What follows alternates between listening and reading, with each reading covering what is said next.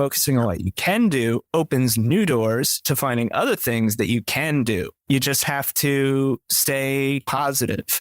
I know it may sound like I'm beating a dead horse with the positivity stick, but keep your head up. Awesome. Yeah. Dan, yourself? Yeah, I mean, I think John and I feel the same way about a lot of these things, but to build on that, life is hard. CMT won't be the only challenge that you face, in life that is going to test your limits. And life is definitely not fair. The faster that you accept that and get over it, the faster you're going to be happy and be able to take your future in your hands.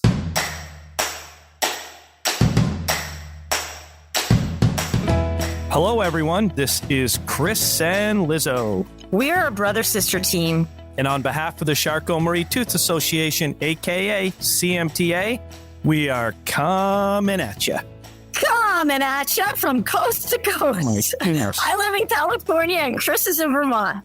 Whew. And this is another episode of our famous podcast named what, Lizzo? CMT for me. CMT, the number 4, me. And that's right. CMT for me, folks, a community-focused podcast dedicated to those with CMT, giving them a voice in the community to share their stories, good or bad, successes, challenges, and much, much more. And by the way, folks, this podcast would not be successful if it wasn't for my administrative assistant, Lizzo. So I picked that up during our pre-recording here. She referred to herself as my administrative assistant. So I just show up for the podcast and then I crush it. And thanks to her, it flows very well. But anyways, keep going, Lizzo. Okay, that got me there. All right. That's right, Chris. CMT community rocks. Today, I'd like to give a shout out to CMT Facebook group administrators, Kenny B. Raymond, Karen Brown, and Kate Lair.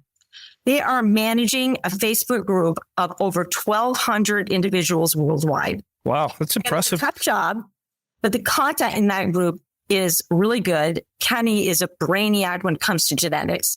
The environment is mostly nurturing and the people are really fun, mostly. You get those couple, Exactly. But nice, Lizzo. That's great. And I'd like to give a shout out to our incredible CMTA staff. I mean, unbelievable group of folks. They keep our day-to-day operations moving along smoothly. And did you know, Lizzo, that we have 2 camp footprints this year? One on the East Coast in Pennsylvania, and what's really cool is one on the West Coast. And now, do you say Oregon or Oregon? How would you say it? Oregon. There you go. And if someone is more interested in getting information on Camp Footprint, who do they contact, Lizzo? I think we got a pretty big leader there. Who? Jonah Berger. Jonah at cmtausa.org. Awesome. Isn't that something that you were really pushing for, that second camp a couple years ago? Of course. Yeah. Look, it expands, and who knows, maybe in 2024, we'll have 3 camps. Always the max. Yep. Okay, so it's really good to get expansion on this youth program. Exactly. And it makes me think it's just great to be young again. You know what? You're not young. Totally, I am. You're so old. Oh, I heard your social security number is 3. Yeah, that's pretty funny. Awesome. Well, you're only 1 year closer to being back in diapers, Lizzo. Dude, that's not something you can say on this podcast. Sure I can. It's our podcast. You're a comedian. You're really funny. You're so old. Your first car was a wagon and horse. Okay, well, 3 things that age well. Wine, cheese, and you, Lizzo. So with that, welcome Dan and John Morgan. And it's so awesome to see you guys again. You guys participated in the Cycle for CMT event last year. And I'll tell you, I just had such a great time with you guys. You are very inspirational. And to our audience, you definitely want to listen to this podcast. These guys are awesome. They've taken different paths in lives. They help each other. Great brothers, an awesome perspective on life and challenges. And you're going to learn a lot from these two. Lizzo, psyched to have these guys on. Yeah, so am I. And, Dan came back in the picture after 20 years. I met him 20 years ago when he was just a wee child working with Dr. Steve Shearer. And I forgot what that was about, Dan. Were you thinking about going into neurology? Yeah, I was thinking about going to med school at that point. And, I thought it would be a great opportunity to get some research experience and start to prep for that. It obviously didn't pan out that way as far as how my career went, but that was a life-changing experience working with Steve. He's the best. Yeah, That's he's great. cool. And I'll tell you, my initial intent in college was pre-med, and then I took organic chemistry, and then I right away. So went down not a for everybody. Exactly. Boy, did I not like that class. Do you want to tell us a little bit about yourself, where you live, what type of CMT you have, any fun facts, et cetera? And maybe we start off with John. John, go ahead. Sure, yeah. My name's John Morgan. I am 33 years old, and I live in Hardiston, New Jersey. So that's the northern wilderness of New Jersey that everybody forgets about. John, how many people live in that city? I think it was 7,800. We just looked it up. Very small town. Yeah, very, very small town. Lots of trees. Good. Bears. Fun fact about me is that I'm really into bikes and cars. Do you have a lot of bikes and a lot of cars? Yes. Yes to both. Well, only 2 cars, but Okay, what's your coolest car? yeah, 2 cars and 3 bikes. Yeah, no, the fun cars, it's embarrassing because it's a lame, cool car, but it's a Ford Focus ST with Okay. bunch of work done to it, but Is that when you drove up to Vermont? yeah, the white hatchback that makes all the noise. Oh, yeah, right. Yeah. We live on a dead end street here, and, it's a very quiet neighborhood. And then these guys show up and, loud mufflers. And I'm like, what is going on out there? Oh, it's just Dan and John Morgan coming to the cycle event. And what about yourself? Where are you living? And what type of CMT do you have? And Are you guys twins? No. Well, yeah, we're 18 months apart. So just enough that we were super competitive growing up, or at least I imposed my super competitiveness on John. But yeah, no, I'm 34, live in New York City, been here since college. I have a CMT 1X. Let's see, a fun fact.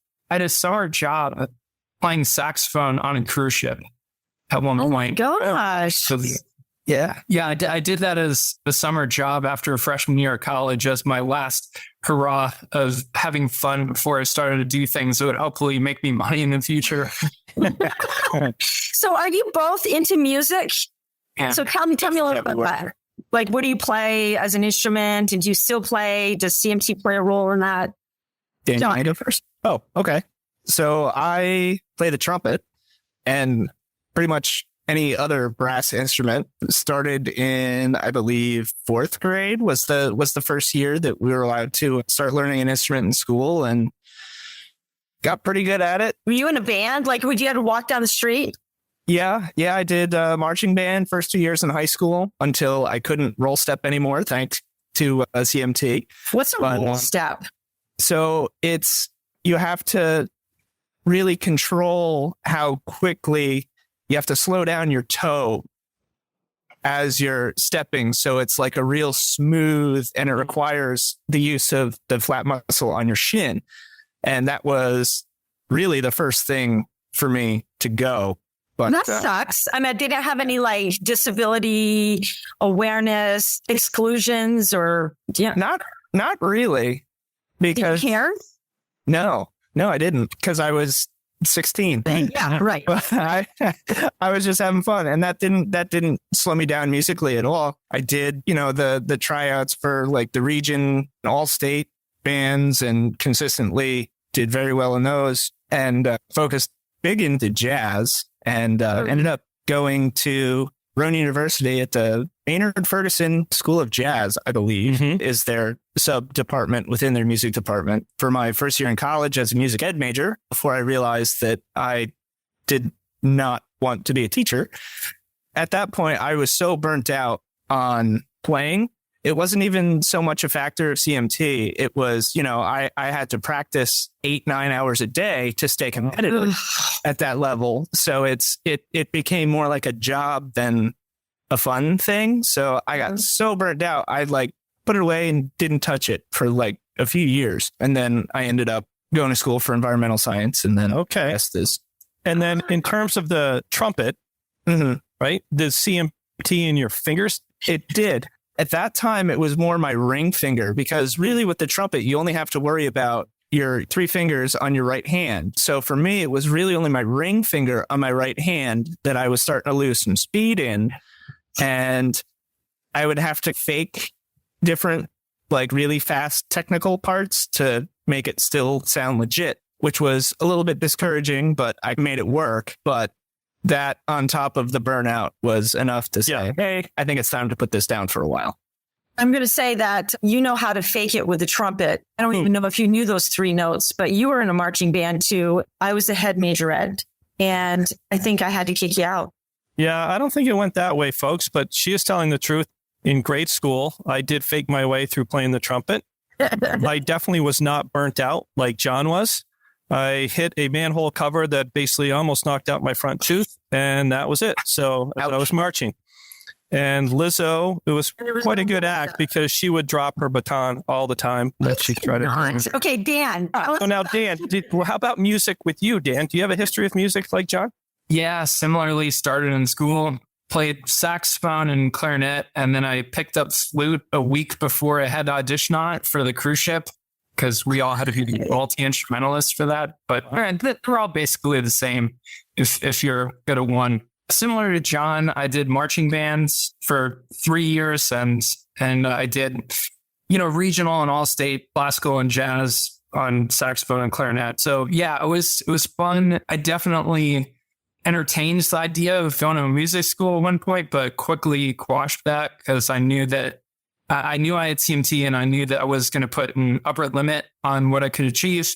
And rather than focus on something where there's going to be a limiting factor, there are a million other things to do. So I quickly refocused. And instead, I would say my relationship with music at this point, I'm more of like a patron of the arts. I live in the best city on the planet, full stop, for every type of music, but especially jazz. I just make it a point to take advantage of living here and go to as many concerts as I can.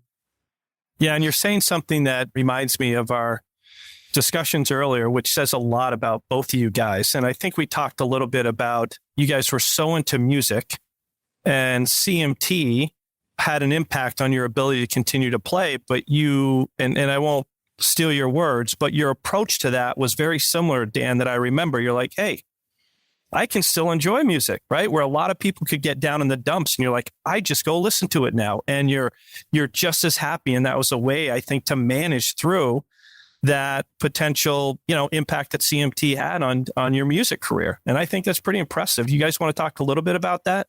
Because you guys are both very positive. Like with you, CMT doesn't stay in the way. It does not prevent you from doing a lot of things. And it's inspirational. Yeah, it is inspirational, Chris. And, I was talking with Dan last time, and I think you heard that last half hour, and he's just very analytical in his thinking, right?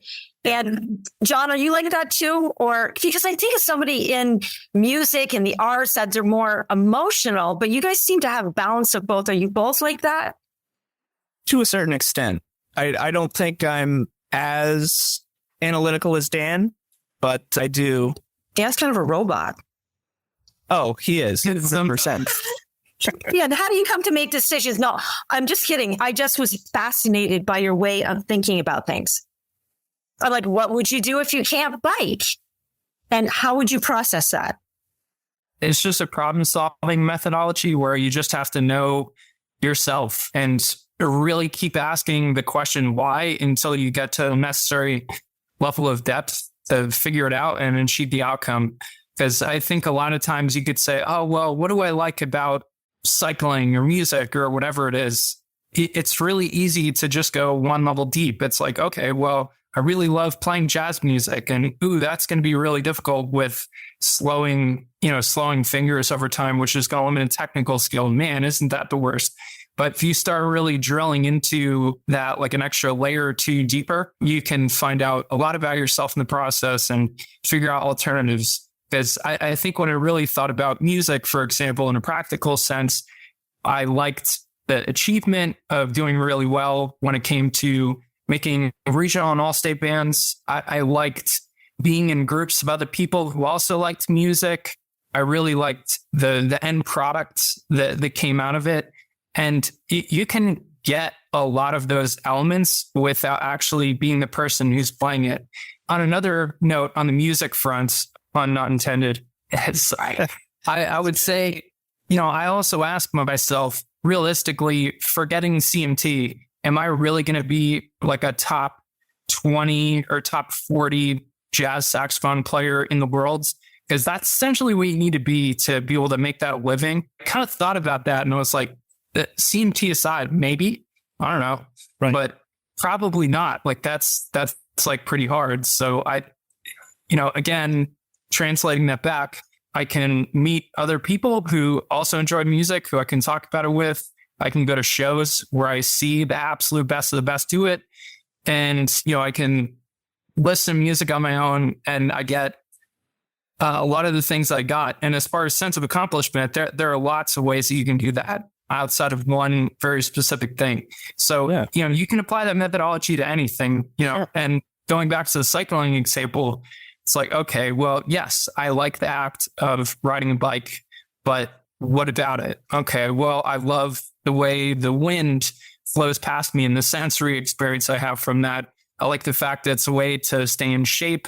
I like that it's something that gives me freedom of motion. So if I couldn't cycle, I think some of it would depend on why, because that would, limit my option tree of what other options I have available. But there are the bicycles you can operate with your hands where you're in a lying down position. Swimming is an alternative depending on what the injury is. Or, again, for some of it, I could do something else to work out and just be like John and become a car person, but, get a convertible and let the air rush past my head. Yeah, you're always looking at it's just such a positive spin and alternative ways. And so your reflection, I'm just curious, and John, do you look at things the same way? And then the second question is how do you develop those skills? And I'm really thinking about your upbringing, and I think you mentioned your mom and her approach and just how you develop that. So John, what do you approach these type of things and think about them the same way that your brother does? In a way, yes. So I like to focus on just trying a whole bunch of different things. Like I'm one of those guys that has way, way too many unsustainable hobbies.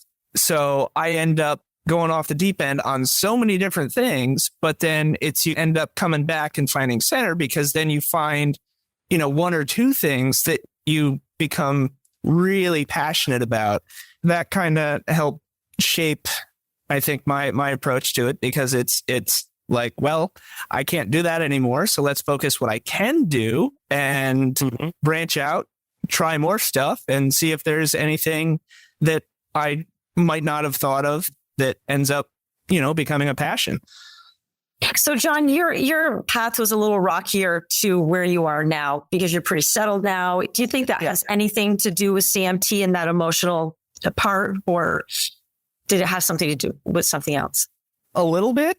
After my first year in school, I was a little bit down after dropping out of school. And then, the CMT was like actually starting to really show symptoms at that time. So I turned into a bit of a rebel and decided that I was going to party a whole lot and hang out with, the wrong people.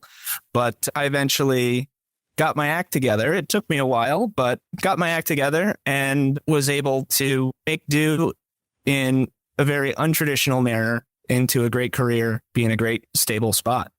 So what do you do for work now, John? Now I do quality control, and I'm an asphalt plant technologist for a mining company up here in northern New Jersey. I never thought that I would love making asphalt, but here we are. Right, here we are. And Dan, what do you do? And then I'll go back to the family piece. Just what do you do for work?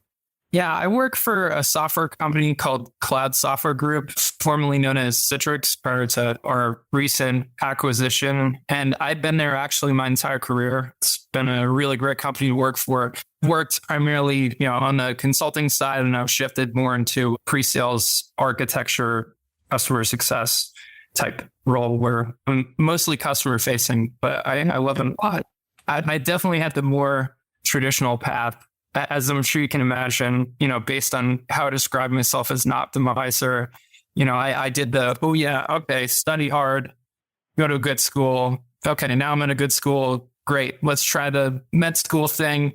Nope, not gonna make sense. Pivot. Okay, what do you do if you go to a good school? You look at consulting jobs.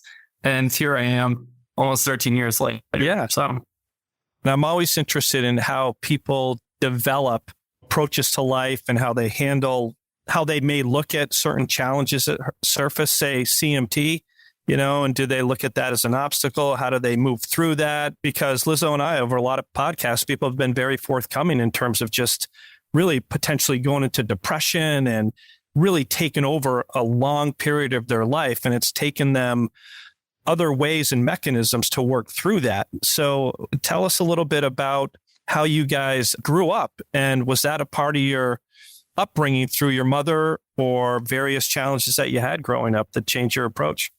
Yeah. So our mother had CMT, or has, I should say. She was a very, very strong role model, but it was almost interesting because she didn't have nearly as bad of symptoms until much later in life. So her symptoms really weren't that bad when we were growing up. So she got around just fine. So once we learned more about CMT and that we had it, we're like, oh, well, she's fine and she can do just about anything. So seeing her do so well with it, it was like, oh, this will be fine. Yeah.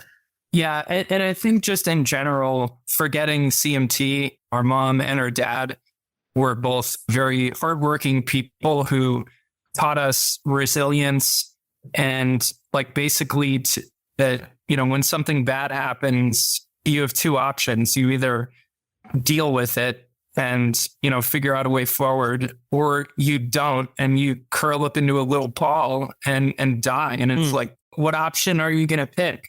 Dan, because as you know, since you studied medicine, and John, most of the time CMTX is much worse in boys than it is for women or girls, right? Did you ever have that discussion growing up?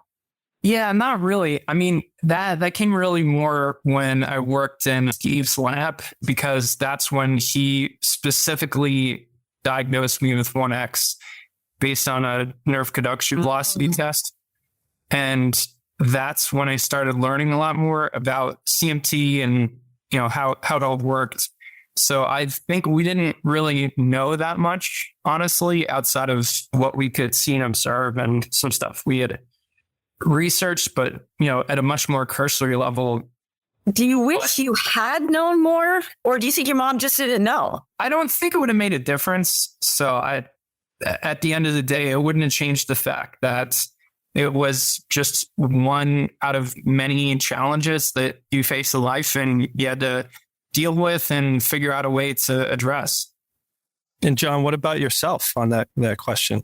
Yeah, I agree. I never really put CMT as something that was going to severely limit what I could or couldn't do in life. And to this day, I still try to stick to that. It may have been a bit of a lofty goal at the time, but now that I've had it and, symptoms have gotten worse, I still stick by it. So you can't let it define you. You have to adapt, do the best you can, and focus on what you can do and not what you can't. Boy, listen, I'll tell you, guys, I know. I'm so immature. So do I, Lizzo. I'm speaking. I'm thinking of all of these things in my head that I'm like, oh my God, I wish I was like these guys. I know. Because if I had some diagnosis, I would be researching it for 2 weeks. I would be the guy in the corner on the floor with my laptop thinking of all the negative things, right? And it would take me a while to get out of it. I mean, I read stuff that I think I just get myself sick. And I'd be like, why do you have it? Not as bad as me. This isn't fair. Life's not fair. I'd be like angry, already angry. And it's just like, I know. Oh, I can't move on. Yeah. But it's such an awesome approach that you have. And you are so right. You can, right, with all the access, I think, of on the internet and information, it can be overwhelming and you can spend all of your time researching that. And so I think also back to my original question of your upbringing, both John and Dan, you saw your mom had CMT. It didn't really impact her to what you saw. And then you've just developed, like, I think, as you said, don't let it define yourself and move forward. You can sit there and dwell on it. And both of you guys are so successful. In essence, I wonder if it's created more motivation for you as well, not only with CMT, but other things. Things happen in everyday life that are negative. How do you guys deal with that? Because life's not perfect. Oh, far from it. Far from it. I mean, as kind of negative as it sounds, we were taught from a fairly young age that life indeed is not fair. And the majority of people do suck. And you have to let go of that and do your own thing. That's great. And the faster that you can wrap your head around that, the better off you are. Right. How do you guys get along? I meant like, Dan, when you like calling John and going, John, are you okay? Like, get back on that horse and get, what are you doing? Or were you not really talking at that point? Or meaning when John, you were going through your shit in college? Oh, we hardly spoke. Yeah, you hardly spoke. We were not. Yeah, we were not as close as we are now our whole lives. I would say that we really connected a lot more in adulthood. It's not like we actively disliked each other. And, we obviously grew up together and, neither of us died. So that's good. I don't know. I think we didn't appreciate when we were younger how much we actually did have in common. And, I think we both had some growing up to do realistically. So, well, that's cool. And sometimes that happens. Yeah. The relationships, when they tend not to be close, can go even further apart. And you guys brought that back together, which is really cool. So let me ask you, with boss, Dan is 100%. Dan is? That's good. That's good. Yeah. Dan is laughing as well. He acknowledges that. So do people at work, do you guys speak openly, or have they asked you about it? Not that they would say, hey, do you have CMT? Because they probably don't know what that is. Or do you openly talk about it? Or do you wait for someone to ask you, like, why are you wearing braces? What's going on? Why are you wearing braces? Or yeah, I'll take the reins on this one first, since I have a pretty unique situation at work. So one of my direct coworkers is a longtime friend. I've known him for, I think, like 12 years now. Mm-hmm. So he already knew all about it, is absolutely fine with it. He knew I'd be able to do my job. I immediately brought it up with my boss shortly after I was hired, within the first week.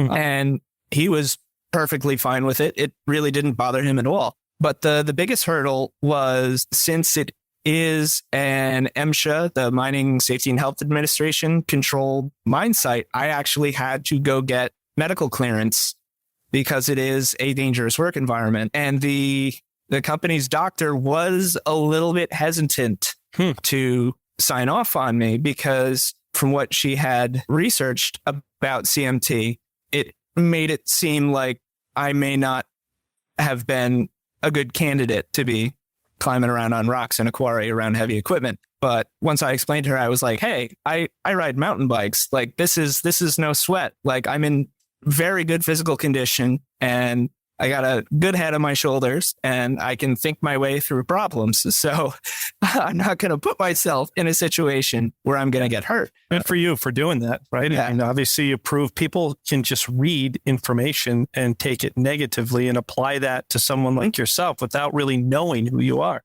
Exactly. And Dan, what about yourself? Yeah, I only brought it up for a long time in my career when I absolutely had to, which happened more often than you'd think. So again, I was doing the whole travel and consulting thing for a number of years.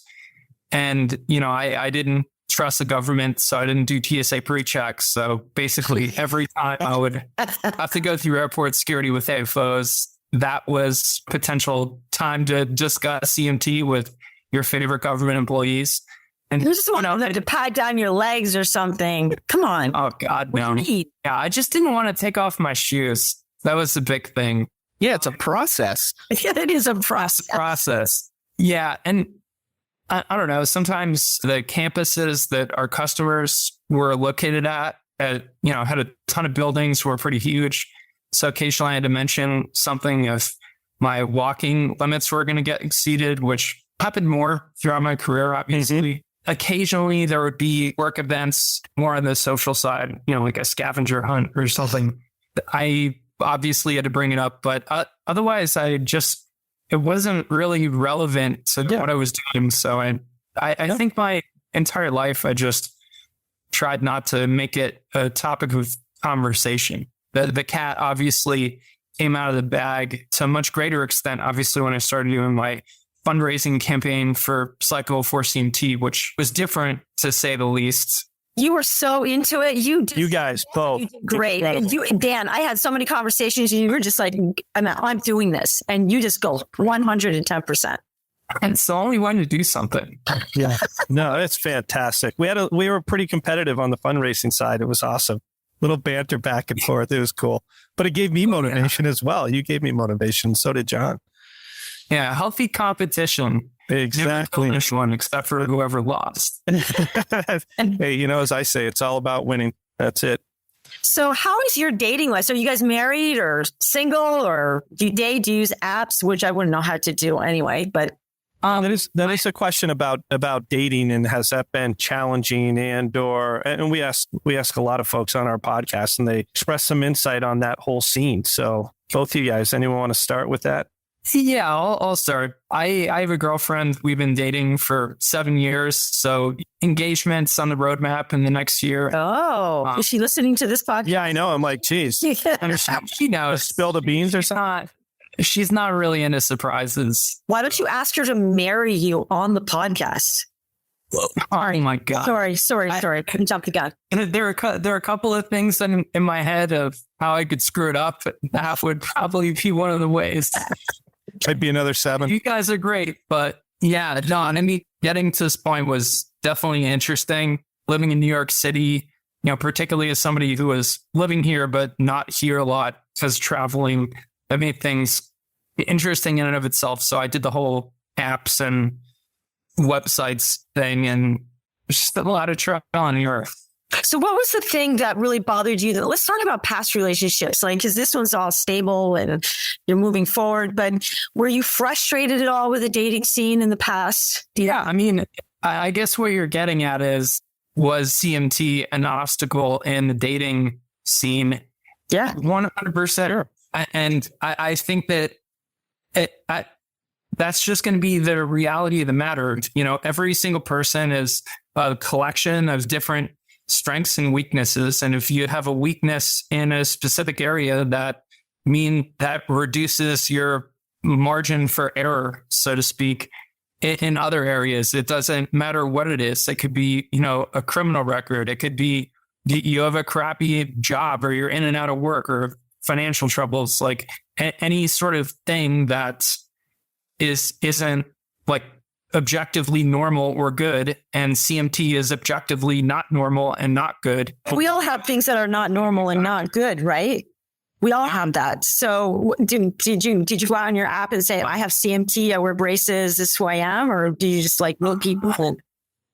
Yeah, I mean, I didn't bring it up. This is something, I don't know what the right way to navigate that was. So the way that I navigated it generally was just not talking about it unless it came up. And eventually it had to, where it became increasingly more obvious that something was up. But I don't know. I think the other factor for me is that I've had situations where the parents were not okay with their daughter dating somebody with a disability, because I think whenever they think of that prospects of their daughter having to take care of someone sooner rather than later is something that comes up strongly in the minds. As parents, I think that they want the best for their child. And, while literally anything could happen to anyone, this is a known factor that is going to inject additional difficulties. So because it's a known factor versus the whatever curveball life throws at you later, it's something that's very tangible that you can focus on versus the theory of the unknown of the future. And I think that particularly since, CMT is something with an extremely broad set of outcomes, and, people have a very broad set of ways that they respond to challenges, it's really easy to get sucked down and this is the worst possible case outcome from a clinical outcomes perspective, and here are the worst possible outcomes from an attitude perspective. And did you take that Did you take that personally? Yeah. I definitely did. And I think that was one of the more challenging things that I had to mentally wrangle with. First became a factor with a relationship I had in my early 20s. And I think that what was the biggest mind problem that I had to get over is that while I've completely disagreed with any parent exerting any, type of influence in that way over something like a disability without the full set of information as something that was objectively bad. On the other hand, if I put myself in the shoes of a parent, I also couldn't blame the fact that You could understand that. question. Yep. Like, have you thought of this? Like, have you thought about how that's going to impact your life? Because when you're signing up for marriage, you're signing up for a long time horizon with a lot of financial codependence. It wasn't something like I could objectively say, okay, well, there's no rational basis for you doing that, and it's mean and not a good thing. That's easy to dismiss. You just get angry about it, and you say screw them, and you get over it. But when it's something where it's like, oh man, yes, it's mean, and yes, it's negatively impacting you right now, which is really bad. But I kind of see where they're coming from, even if I disagree with the conclusion that they arrived at. Yeah, and that's some great insight there. And John, what about the whole dating scene with you? And did you have similar experiences? And Yes. So I am currently using the whole cocktail of dating apps all at the same time, of course, for Matt a lot. how many are there? How many dating apps? I stick to Bumble, Hinge, and Tinder. Okay.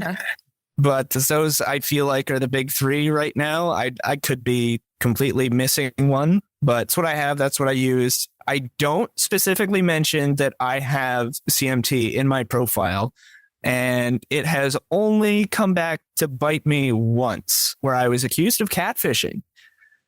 What is I asked you last time what was catfishing, which is again purporting to be someone who you're not. so your profile's not an accurate representation of who you are? Right. Yeah. Because I didn't have any pictures of me wearing shorts with my leg braces on.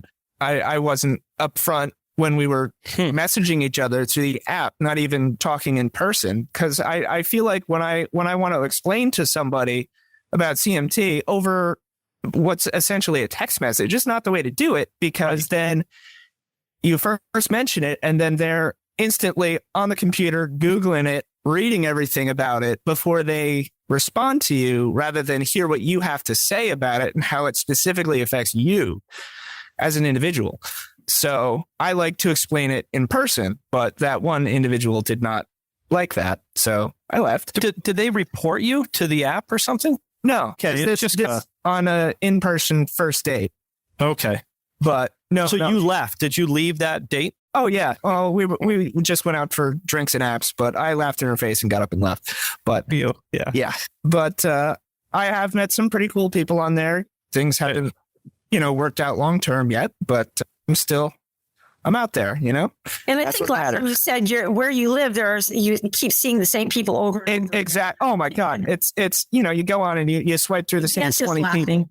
laughing. Yeah. Dan's got access to millions. There had Exactly. Like if I environment's lived in a different. city, which you couldn't pay me enough to do, you could swipe for days and never see the same person twice. But It has its own downsides, right? Because, while you can definitely get tons of at-bats, where I think when you're trying to find like your person, you never know until you know. So you just got to meet people. And in big cities like New York, you obviously can get a lot of at-bats from that perspective very quickly. But, on the other hand, you have a whole population of people who have this app reinforced perspective that the number of options you have are unlimited, which means that you can use all sorts of selection criteria to quickly roll people out. Whereas just thinking about like free apps, your universe of options was a lot more limited. And just if you think about it, even outside of dating, the way that populations deal with perspective of abundance versus scarcity is very different. So Yeah. So just on the topic, what's come up is shorts, like wearing shorts. It might be somewhat of an odd question, right? Some people say, hey, I don't wear shorts. I've got my AFOs or my braces. I don't want people to see that or my legs. And does it make me feel great? And then others just don't even wear them. I mean, John, do you wear shorts? almost never. Almost never. Yeah. Why is it? Well, for work, I have to wear long pants and steel-toe boots at all times. So that's never an issue. Most coworkers and contractors at work have no idea. But out and about, I haven't worn a pair of shorts probably since I was 17, 18. So you just don't wear shorts. It's just not part of your attire. Yeah, I just wear jeans 365 days a year. And want to wear shorts because your legs. I mean, when you must have been shorts at the cycle for CMT and biking. And he wasn't. Oh, I did. He wasn't cycling in jeans. I'll tell you. That's the only real exception. Or if I have a few friends with boats on a local lake, so I wear a bathing suit. But your standard weekend attire in the summer is not to wear shorts. You're just not that type of person. No, has nothing to do with if you're CMT or your braces or anything. No, I wear black skinny jeans and Vans like 24/7. So okay. it's like my identity. And what about you, Dan? I would say CMT definitely was a factor, for me in terms of clothing selection, for sure. I definitely avoided wearing shorts because I just didn't want to put my AFOs on display because it would create a bunch of conversations with a bunch of people that I didn't want to talk to about CMT. And so college is really when I start wearing AFOs. So I would only ever really wear shorts if I was going to a gym or a pool at the time. And, and it was like purely a functional and practical thing. Otherwise I wore jeans then or some sort of type of pants. Earlier on, before I had any understanding of fashion, I definitely wore pants with way too low of a break because it would reduce odds that someone would be able to see my AFO depending on what position I was in. Because again, I just didn't like having the uncomfortable conversations that inevitably would happen if it was made more obvious. And, that was definitely in the back of my mind for a long time. Living in New York City, I started learning more about fashion, particularly since, dating my current girlfriend who is a fashion designer. For example, if, in New York City, it doesn't matter if you have AFOs or not, you shouldn't wear shorts from dinner time on, regardless of what the weather is doing. If you're out and out.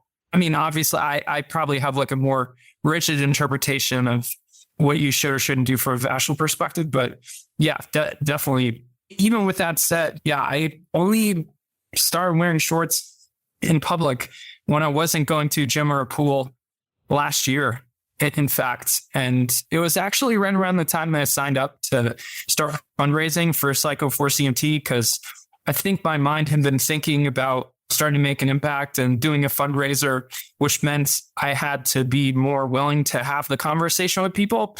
So I'd had to get over it. And in a way that kind of freed me up to be like, all right, well, I'm going to be initiating the conversation with a lot of people. So I better get used to this. So therefore, this is no longer one of the factors that caused me to be incredibly hot during the day in the summer when I didn't necessarily need to be. Well, it's nice not to have that hanging over your head anymore. I mean, I'm sure it may on occasion. Don't you feel liberated? Just wear shorts. You want to wear shorts?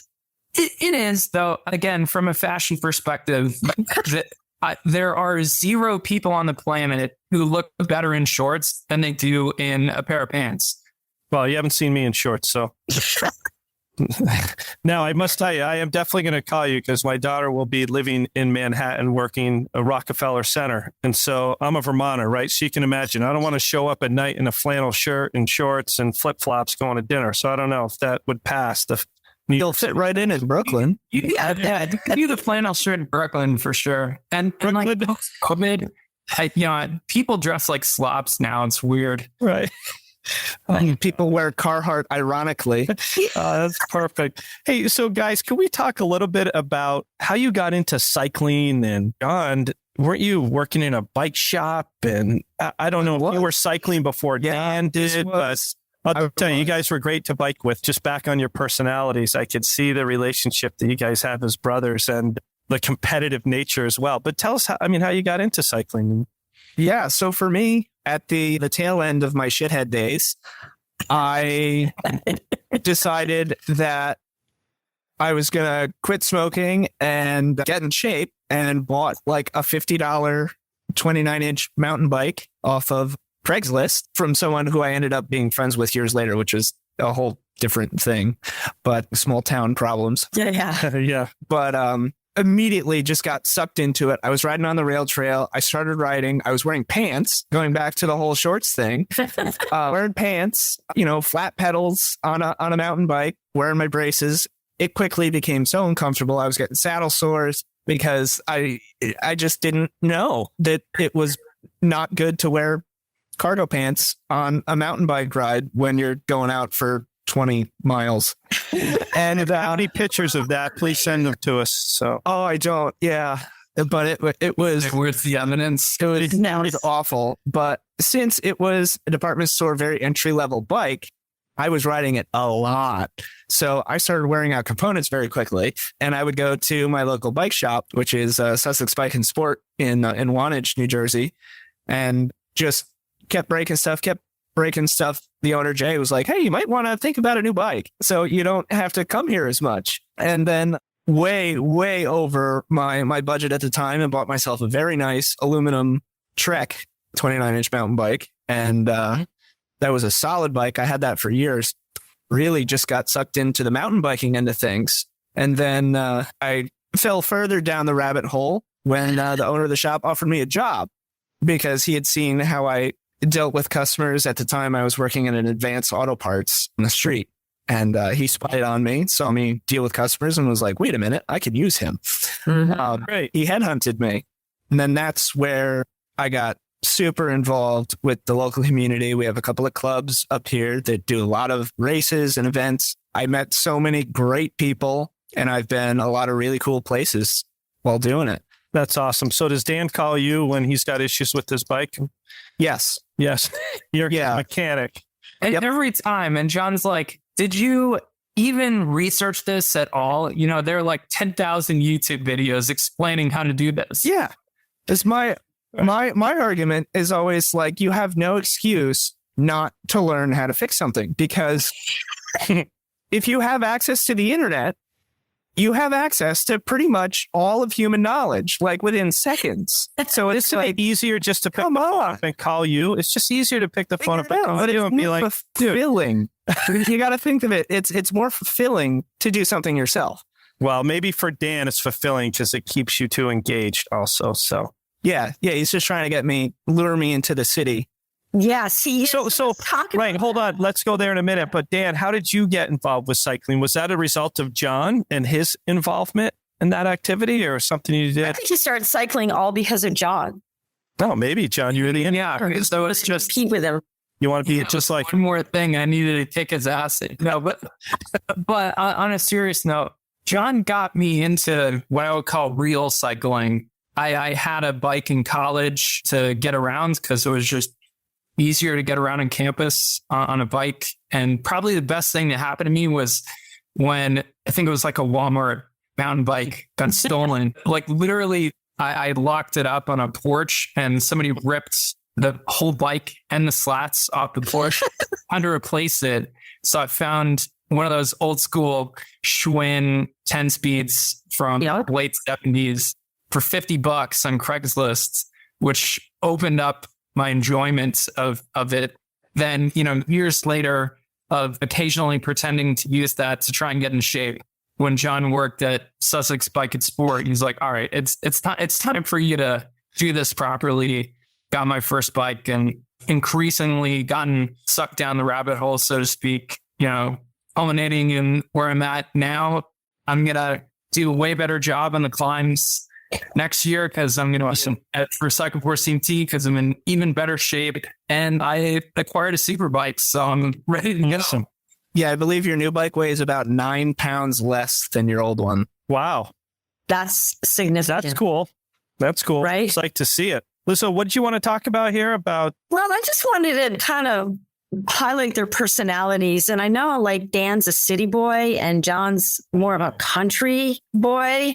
And I want them to convince each other that where they live is better. And we're just going to be quiet and let them talk for a couple minutes. Well, there's really no argument here. It's plain and simple. The city is awful. And in what way? You have to explain why and why where you live. Yeah, that was better. such a good argument, John. Wow. There we go.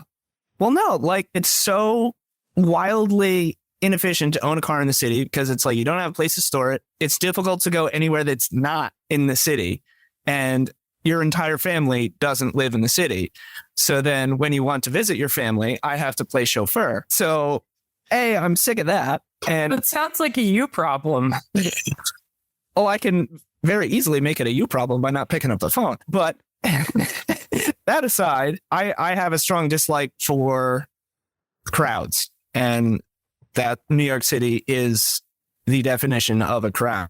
Yes, it's got a million restaurants and a million bars and lots of cool stuff to see, but I am much happier in nature, in the mountains of Sussex County, the little hidden gem.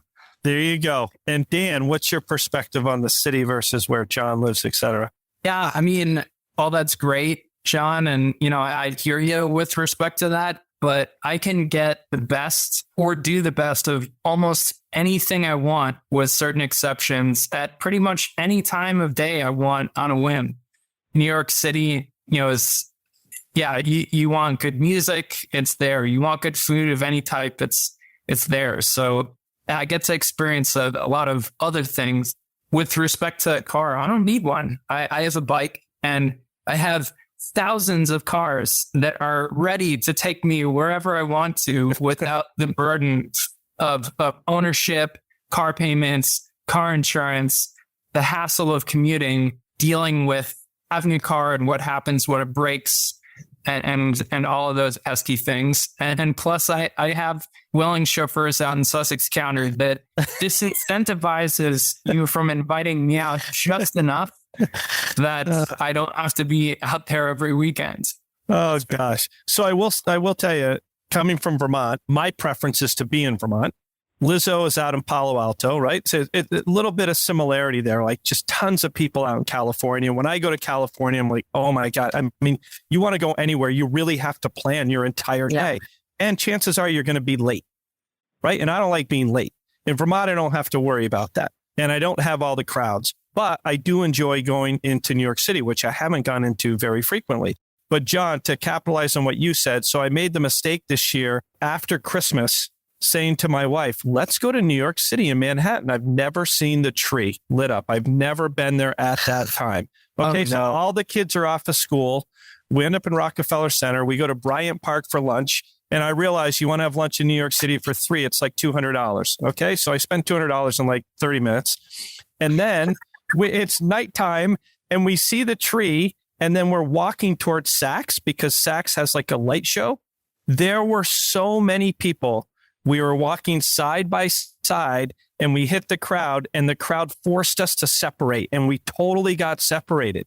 And thank God we had our phones. And then we're like, where is everybody? My daughter's across the street. My wife's like a block down. You just have to go with the flow like you're in a stampede, right?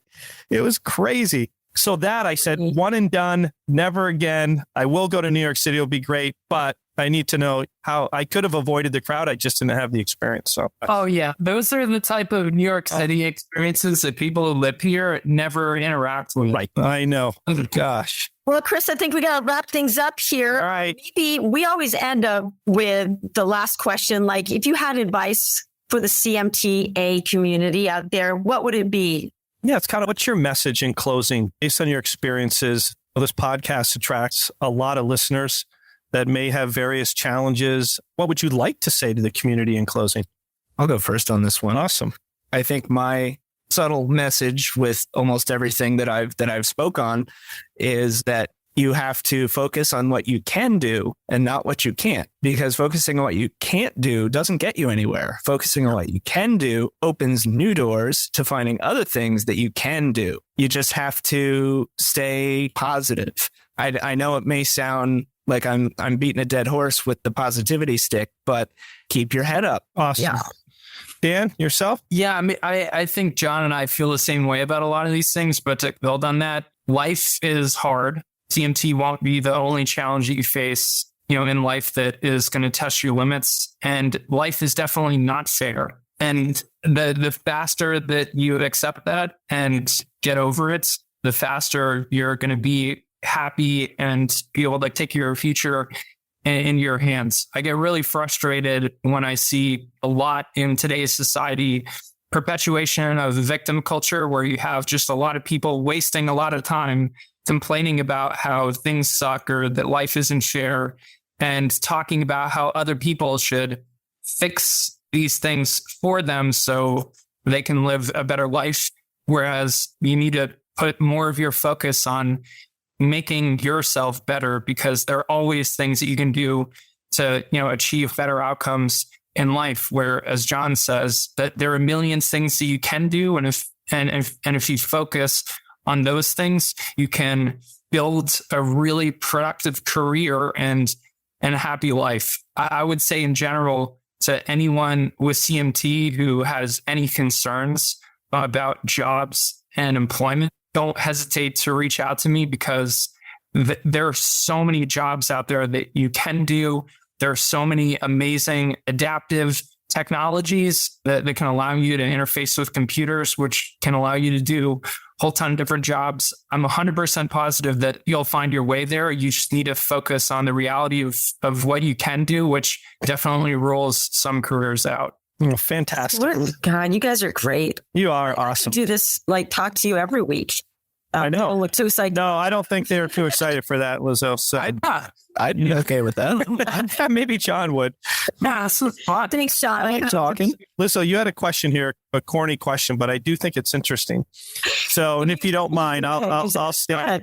All right, for both of you, if you could turn into any animal, what would it be and why? So, John, if you could be any animal, what would it be and why? Ooh, this is a tough question because you can interpret this in a couple ways. So, I mean, for me, it's straightforward, right? It was what animal? I'd probably be a cat. A cat. Okay. Why so? Yeah. Well, I feel like I'm already almost there, so I'm really good at climbing up things, but then I can't go back down. So that's the biggest thing. I definitely don't always land on my feet. I am fairly certain I do have at least 9 lives, and I've already used several of them. Yeah. Okay. I think that's awesome. That's great. Dan, how about yourself? Oh, man. I mean, who's to say that humans aren't animals? Okay. There we go. The analytical, logical guy. He's not wrong. He's not wrong. Yeah. I don't know. I'd say cat for different reasons. It's because nobody expects you to be social and you get to sleep a lot. All right, folks. So you heard it from John and Dan Morgan. Thank you guys so much. It was great. Thank you for that. I'm very honored to have met you guys. And thanks for all that you do and your positive nature. I just look forward to getting back together with you guys in the near future. Yeah, and so it's awesome. Yeah, we got to plan a ride soon. You got it, man. All for it. So, hey, Lizzo, if someone wants to follow us on social media, where do they go, girl? Well, we have a Facebook page now. It's CMT for Me Podcast. So follow us and all the updates. Get great tips for living with CMT and celebrate Catter Day. See, both of you should be involved in that. Celebrate. Can you tell we're cat people? And we can. That's right. Meet members of the community. Lots of fun. Also, we have an Instagram account, CMT for Me Podcast. So, Lizzo, a listener wants to get in touch with us and they have a story. What do they do? Well, if they have a good story, you can write to info@cmtausa.org and pitch your story and tell us what you want to be on. Or you can go to our new website, which is on Podpage. So it's podpage.com/CMT for me. Wow. I'm glad we had this recording. I didn't even know we launched this new website. Well, see, I leave it up to my admin assistant to take care of that stuff. Well, Ashley Feller has been wonderful. Wonderful. She is. Thank goodness. Thank God for her. Also, don't forget to leave us a stellar review so we can reach more folks. And one way to leave a review is to go to Apple Podcasts or go to Podpage. Leave a review there. We would really, really appreciate it. There's just so many places to listen to our podcast now, thanks to Ashley and the CMTA. You can listen to our podcast on any platform, Spotify, Buzzsprout, Podpage, anywhere where you listen to your podcast, CMT for Me Podcast. Look it up. Yeah, and share these episodes with your friends, family, spread the word, help us to get more listeners and share these experiences with the community. So, Lizzo, with that, until next time. Until next time, bro. Bye-bye. Love you lots like jelly tots. Later. Goodness, jelly tots. What the hell are jelly tots? Anyways, all right, folks. Adios.